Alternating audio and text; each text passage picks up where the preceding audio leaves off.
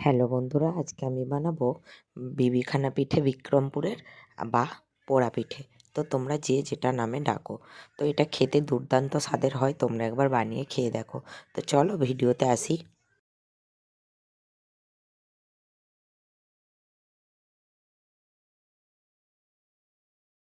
পিঠেটা বানানোর জন্য আমার এখানে দুধ লাগবে 1 লিটার। তোমরা যদি ছোট টাইপের পিঠে বানাও 1/2 লিটার দুধেও কিন্তু হয়ে যাবে। আমি একটু বড় সাইজের বানাবো বলে 1 লিটার দুধ নিয়ে নিচ্ছিলাম। দুধটা জাল দিয়ে আমি 1/2 লিটার করে নিয়েছি। নেওয়ার পরে এখানে আমি কিছুটা খেজুর গুড় গ্রেট করে রেখেছিলাম। সেটা দুধটা যখন কুসুম গরম থাকবে সেই অবস্থাতে আমি খেজুর গুড়টা অ্যাড করে দেবো। অবশ্যই গ্যাসের চুলো বন্ধ করে উষ্ণ গরম অবস্থাতে গুড়টা দিয়ে দুধের মধ্যে গুলিয়ে নেবে, দেখবে গুড়টা গলে যাবে। আর গুড়টা দেওয়ার পরে দুধের কালারটাও আলাদা রকম চলে আসবে।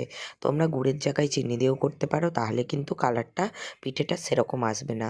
আর তোমরা চাইলে লিকুইড গুঁড়ো দিতে পারো। আমি এখানে খেজুর গুড়ের ডেলাটা দিয়েছি। তোমরা চাইলে আখ গুঁড়ো দিতে পারো, যে আর যেটা ইচ্ছা, মিষ্টি যেভাবে খেতে চাও সেভাবে দিও।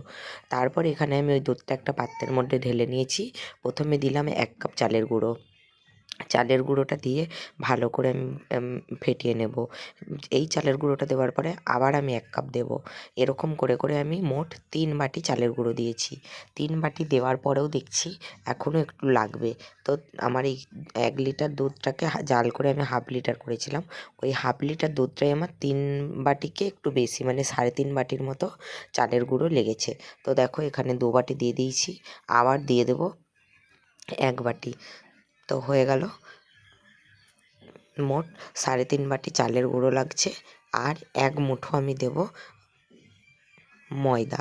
ময়দাটা এই কারণেই দেবো, যেহেতু চালের পিঠে হচ্ছে চালের গুঁড়ি দিয়ে, তো নরম যাতে একটু পিঠেটা হয় সেই কারণে একটু আমি ময়দা দিলাম। দেখছো এটা কিন্তু ময়দা।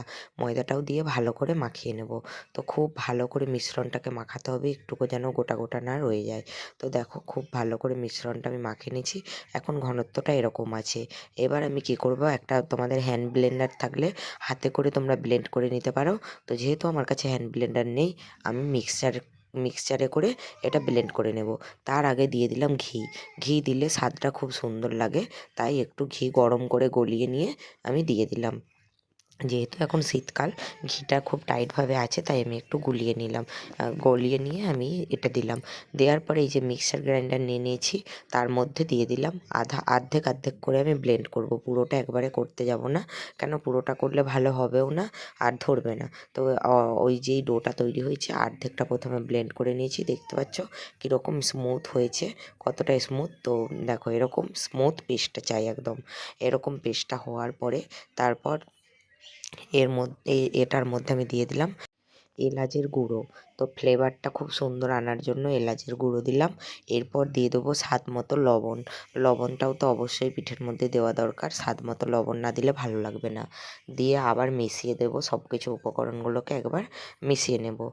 মিশিয়ে নেওয়া হয়ে গেলে তারপর এখানে দেব যে নারকেল আমি এতে দেওয়ার জন্য আমি কুড়িয়ে রেখেছি। নারকেলটা কিন্তু মাস্ট দিতেই হবে। নারকেলটা না দিলে পিঠের স্বাদটা কিন্তু ভালো হবে না। তো নারকেল না দিয়েও করতে পারো, তাতে কিন্তু পিঠেটা খেতে ভালো লাগবে না। তো দেখো এটা মিশিয়ে নেওয়ার পর আমি বড় সাইজের একটা নারকেল কুড়ে রেখেছি। তো সেই নারকেলটা এর মধ্যে আমি দিয়ে দেবো। দিয়ে ভালো করে মিশিয়ে নেবো। কতটা স্মুথ হয়েছিল পেস্টটা দেখে নিয়েছো, ওরকমই কিন্তু স্মুথ বানাতে হবে পেস্টটাকে। তো দেখো নারকেল কোড়াটাও দিয়ে ভালো করে মাখিয়ে নিলাম। এইবারে আমি ভালো করে মাখিয়ে নেওয়ার পর যেই পাত্রটার মধ্যে পোড়া বানাবো, মানে পিঠেটা বানাবো, পুড়তে দেবো, যেহেতু এটা বিবিখানা পিঠে পুড়িয়ে তৈরি হয়, মানে পোড়া পিঠে টাইপের, তো সেইভাবেই আমি বানাবো। তো আমি এটা বানিয়েছিলাম গ্যাসের চুলা। তোমরা চাইলে মাইক্রো ওভেনেও করতে পারো, কিন্তু কতটা ভালো হবে আমি জানি না। গ্যাসের চুলায় করেছি, যথেষ্ট ভালো হয়েছে। তো দেখো প্রথমে ঘি গরম করে আমি এই পাত্রটার মধ্যে দিয়ে দেবো। কেন কি পাত্রটার মধ্যে ঘিটা গরম করে দিলে কেকের কালার, সরি কেক নয়, পিঠের কালারটা সুন্দরও আসবে। আর এতে আটকেও রয়ে যাবে না। তো সেই জন্য আমি এর মধ্যে ঘি দিয়ে দিলাম। দেখো ঘিটা এরকম ওপর থেকে উঠে আসবে, আর এর কালারটাও দারুণ আসবে, আর দেখতেও ভালো হবে। এরকমই যেন হয়।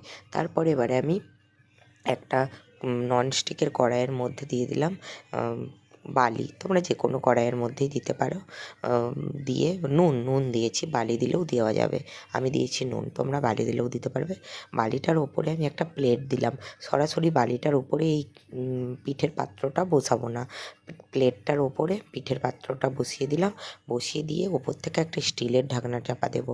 স্টিলের ঢাকনা এই কারণে চাপা দেবো যাতে পিঠের কালারটা খুব সুন্দর হয়, লালচে টাইপের কালারটা হয়। তো ঢাকনাটা আমি চাপা দিয়ে দিচ্ছি।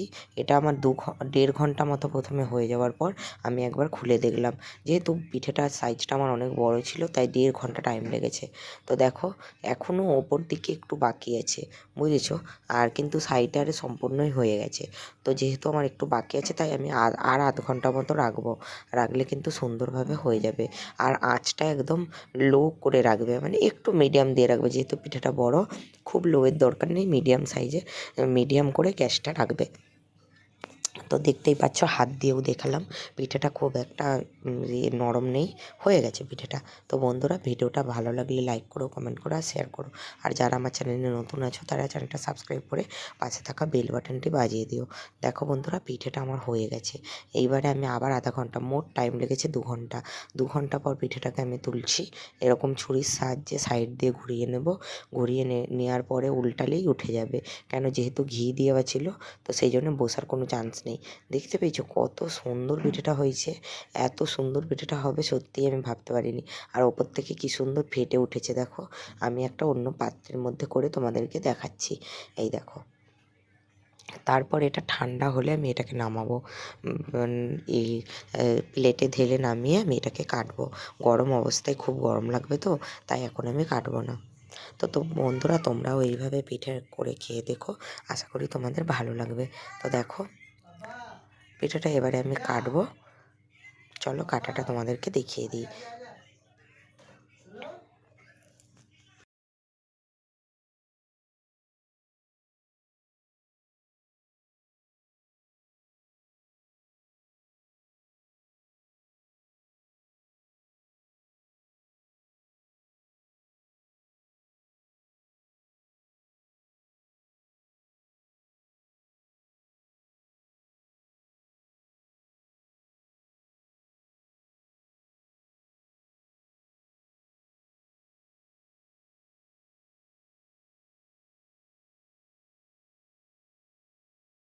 পিঠেটা আমি প্রথমে কাটতে পারছিলাম না, খুব টাইট লাগছিল, তো আমাকে হেল্প করে দিয়েছে। তো যাই হোক, পিঠেটা কেটে নিয়েছি। জানোই তো, বিবিখানা পিঠে বা পোড়া পিঠে এরকম টাইপেরই হয়, পিস পিস কাটা। তো চলো বন্ধুরা, টাটা, আবার আসবো নতুন ভিডিও নিয়ে তাড়াতাড়ি।